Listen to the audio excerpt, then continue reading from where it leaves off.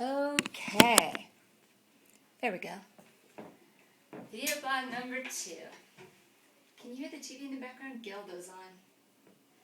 Oh, well, who cares? Anyways, as I said in the first one, this is going to be about the making of Josephine the Outlaw King, whatever that means. So whenever I get a chance, to not have kids running through and people screaming at the house, I will try to do these. I'll try to do maybe one every day if I can. That's a lot.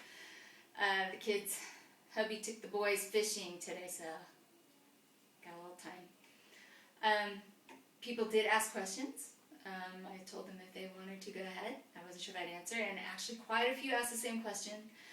How do you write a song? How do you start a song, and how do you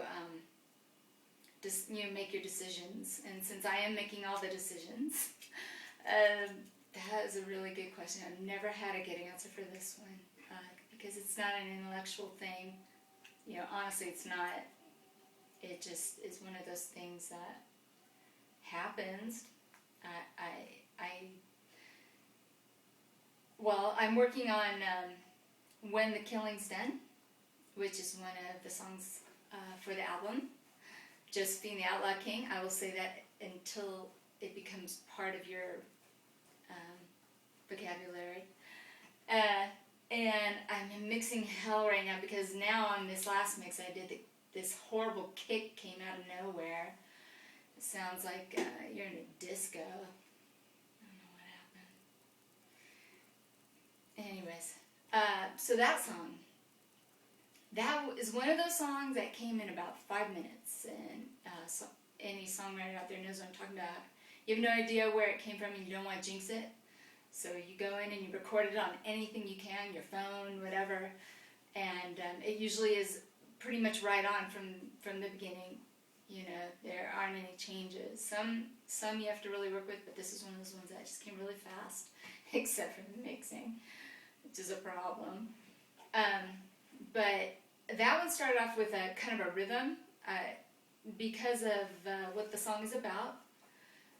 It's based on the chapter where Josephine is coming back secretly to visit, to keep an eye on the man that she loves, called the Saint. And she can't be seen because someone has tried to kill her and left her for dead, and then she has to stay out of the way till she can figure out how to take care of him. And she wants to make sure that, her man's okay.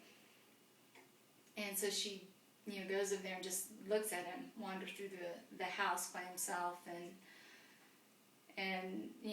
she gets a little angry, and she's not happy with the situation, and she calms herself down, and all this goes on in the song as well. So the beat is like that Johnny Cash beat. I love that. I drive by every night, slip into the blue.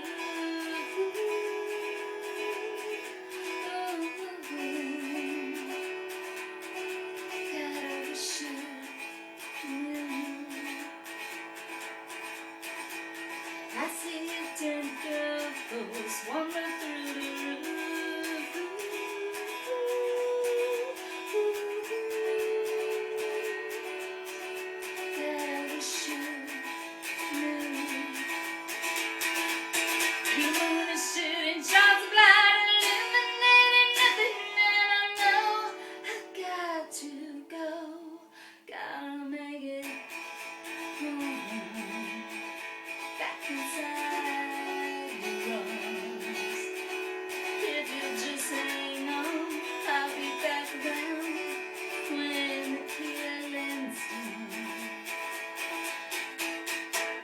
So that's one of the songs that obviously came easy. There's nothing earth-shattering about the chord progression or anything. There never is. You only need 3 to 5 chords to make a great song anyway. So that one started, with that kind of beat. But then that's when she's getting a little angry about the situation. You know, the moon is shooting shards of light, illuminating nothing, and she knows she has to go. And she's got to make it home, and just the thought of home gives her that feeling of peace, that resolution. It actually started off, I went from A to D. Home, back inside your arms. But that's not too much of like an iffy question. I wanted to be more melancholy, so I switched the A. I went from A to D major 7. Back inside your arms. If you'll just hang on, I'll be back around. And that's, you know, the hopefulness goes from the E to the D again. And now intellectually I don't think of these things like, oh, I know if I go from here to here, it's going to sound like a question. It's, you know, obviously just you feel that when you're playing, and if you've played long enough, you know where to go on your guitar, piano, or whatever it is you're using at the time. And so that's how that song came about. And they all kind of start, you know, with one little thought, sometimes it's a title of a song, like When the Killing's Done is a great title to wrap a lyrical story around. And I think most great stories are written like that. So there's the answer to that. It's the best I can do. There will be more about the rest of the album. And this hideous mix with the loud... See, this is what I've come up with.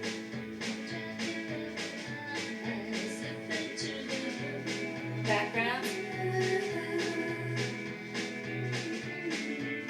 But that kick and the bass, boom, boom, boom, boom, very Johnny Cash-ish. But also, I started playing this song with a couple of fellers here, and that bass line, that boom, boom, boom, was actually inspired by the bass player I was working with, Adrian, who lives here in Yucaipa.